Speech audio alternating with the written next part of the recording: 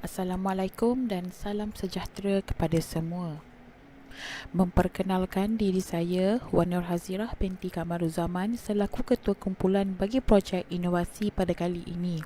Di antara ahli kumpulan saya adalah Encik Muhammad Zamri Jamaluddin, Cik Nur Suhaili binti Muhammad Zain dan Puan Nur Farahin binti Bain.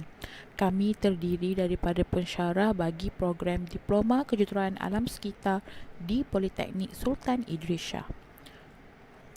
Di sini saya ingin memperkenalkan satu aplikasi yang diberi nama Groundwater Contamination Apps.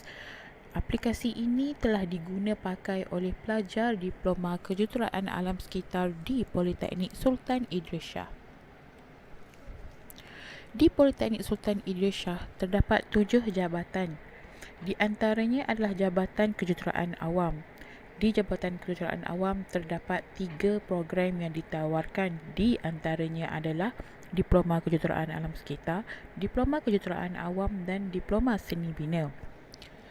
Program ini menyediakan pelajar dengan pengetahuan dalam kejuruteraan alam sekitar dengan memberi penekanan khusus kepada aspek sistem pengurusan bekalan air dan air sisa, pengurusan pencemaran bunyi dan udara, pengurusan sisa pejal dan sisa berjadual, pengurusan pencemaran tanah dan air bawah tanah serta pengurusan keselamatan dan kesihatan pekerjaan. Pelajar perlu menghadiri kuliah bagi proses pembelajaran teori dan melakukan kerja secara praktikal dalam makmal.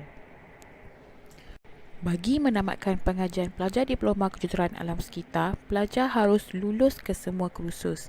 Di antaranya adalah Geoenvironmental Engineering di mana ia ditawarkan pada semester 5 sebelum pelajar menjalani latihan industri. Dalam kursus ini, terdapat 7 bab utama.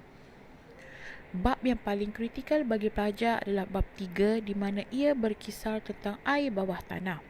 Topik ini memberi pendedahan kepada pelajar tentang isu-isu asas yang berkaitan dengan air bawah tanah. Bagi kursus ini, terdapat 3 course learning outcome yang perlu dicapai oleh pelajar. Dengan itu, bab 3 ini melibatkan CLO2 di mana pelajar perlu tahu tentang bagaimana pencemaran itu berlaku di bawah tanah. Dengan adanya pengetahuan ini, pelajar dapat membuat analisis untuk menyelesaikan masalah yang berkaitan dengan pergerakan atau migrasi pencemaran di bawah tanah yang boleh memberi impak secara langsung kepada air bawah tanah.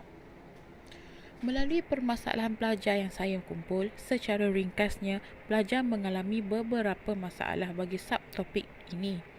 Di antaranya ialah sukar menggambarkan pergerakan air bawah tanah, sukar memahami pengiraan pergerakan air bawah tanah, sukar mengenal pasti punca utama pencemaran air bawah tanah. Di sini saya ada mempamerkan video keluhan pelajar tentang subtopik ini. Jom kita tengok. Salam sejahtera. Nama saya Puvendan Menaki Bala, merupakan pelajar semester 5 Kejuruteraan Alam Sekitar. Pada semester ini saya mempelajari subjek Geoenvironment. Subjek Geoenvironment saya rasa macam susah sangat untuk dipelajari, terutamanya bahagian pergerakan air di bawah tanah. Apabila saya belajar secara teori menggunakan bahan seperti slide, saya rasa macam susah sangat untuk menggambarkan pergerakan air di bawah tanah. Bukan itu saja, yang part calculation pun saya rasa macam susah sangat untuk dipelajari. Biasanya untuk calculation kita pakai formula dasi. Formula dasi sangat complicated, sangat kompleks untuk diaplikasikan dan untuk difahamkan. Bukan itu saja, oleh sebab dia pergerakan air di bawah tanah, saya rasa macam susah sangat untuk mengenal pasti punca utama yang mencemarkan air di bawah tanah. Assalamualaikum warahmatullahi wabarakatuh. Saya Nazfi Zamir Basin daripada kos Kejuruteraan Alam Sekitar dan saya mengambil subjek GEOE iaitu Geoenvironment and Engineering. Masalah dan kesukaran dalam belajar prinsip Rasulullah. Yang pertama, sukar menggambarkan pergerakan aliran air dalam tanah. Kerana pergerakan air dalam tanah kita tidak dapat lihat dan kita tidak dapat ukur secara dengan tepat seperti air yang berada di surface water. Kedua, sukar memahami pengiraan pergerakan aliran air dalam tanah kerana aliran air dalam tanah dipengaruhi juga oleh aliran air dalam sungai dan jumlah air dalam sungai mempengaruhi air dalam tanah. Jika paras air sungai tinggi, maka groundwater di dalam tanah juga tinggi. Sukar mengenal pasti punca-punca yang menyebabkan groundwater ni, air dalam tanah ni tercemar. Kerana air dalam tanah juga kita tidak tahu influen, contohnya daripada tapak pelipur sampah iaitu landfill, berapa banyak influen yang masuk ke dalam groundwater. Sehubungan dengan itu, aplikasi groundwater contamination dibuat. Aplikasi ini merupakan satu hub informasi tentang pencemaran air bawah tanah bagi memudahkan pelajar memahami konsep pencemaran air bawah tanah. Terdapat fakta, beberapa video dan gambar yang berkaitan. Selain daripada itu, melalui aplikasi ini juga membolehkan pelajar mempelajari tentang pengiraan yang terlibat bagi mengetahui had laju dan kadar alir air bawah tanah serta masa yang diperlukan oleh pencemaran bergerak dari satu tempat ke satu tempat lain. Selain daripada itu, terdapat contoh, latihan dan kuis bagi pelajar untuk membantu latih tubi dalam bahagian pengiraan. Jom kita tengok dan saksikan apa yang menarik tentang aplikasi ini.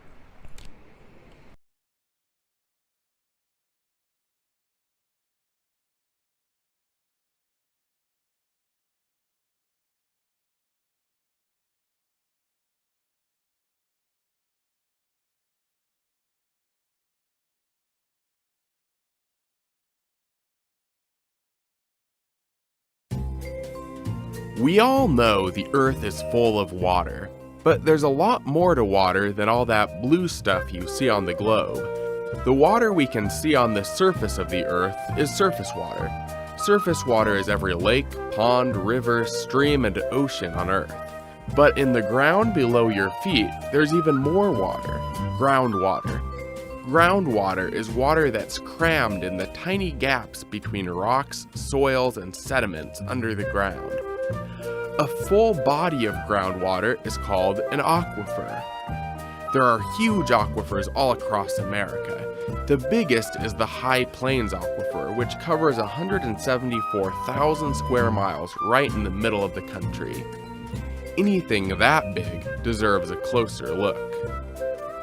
Let's say you could grab a shovel and dig straight down through the soils to an aquifer. The level underground where you first hit groundwater is called the water table. Below the water table, the ground is completely soaked or saturated with water.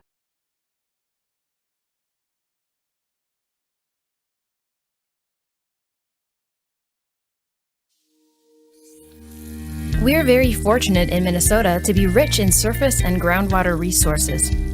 Because most of our water originates in the state, our actions impact how clean or contaminated our water resources become. 75% of Minnesotans rely on groundwater every day to supply all of their water needs. But this incredible resource is vulnerable to pollution. Keeping our drinking water clean is crucial for our health and peace of mind.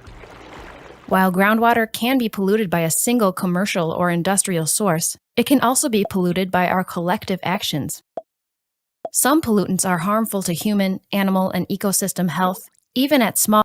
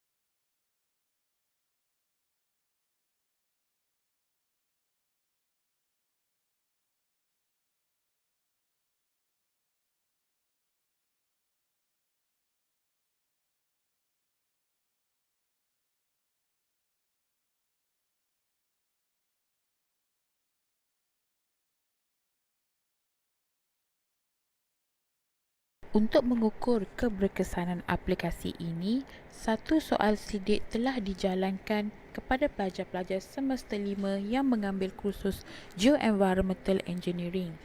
Untuk pengetahuan anda, aplikasi ini dibuat khususnya untuk membantu pelajar dalam pembelajaran atas talian sempena COVID-19 kerana semua kelas teori dijalankan secara atas talian.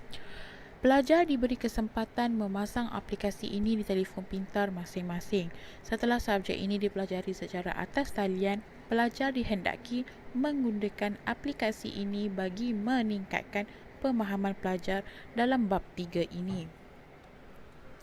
Soal selidik telah dibuat dengan menggunakan Google Form di mana terdapat 2 item untuk mengukur tahap kepuasan pelajar sebelum wujudnya aplikasi ini. Manakala 5 item pula bagi mengukur tahap kepuasan pelajar selepas menggunakan aplikasi ini. Soal selidik ini dijawab oleh 36 orang pelajar yang terdiri daripada 25 pelajar perempuan dan 11 orang pelajar lelaki.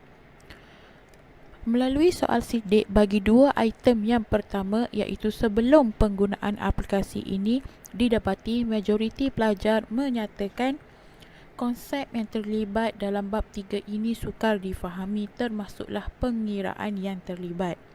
Pelajar juga bersetuju bahawa aplikasi ini memberi dan senang digunakan di samping membantu dalam pemahaman tentang pengiraan yang terlibat. Selain daripada itu, aplikasi ini mampu menjimatkan masa pelajar untuk mengulang kaji pelajaran tentang bab groundwater contamination. Majoriti pelajar sangat bersetuju bahawa aplikasi ini memberi impak yang sangat positif kepada pelajar. Kesesuaian aplikasi ini dalam membantu PMP, pelajar juga diberi persetujuan yang sangat tinggi. Secara keseluruhannya, aplikasi ini mampu membantu pelajar dalam memahami konsep yang terlibat dalam pembelajaran yang berkaitan dengan tanah dan air bawah tanah. Saya berharap aplikasi ini dapat diguna pakai oleh semua pihak dan ditambah baik dari masa ke semasa. Sekian, terima kasih. Assalamualaikum.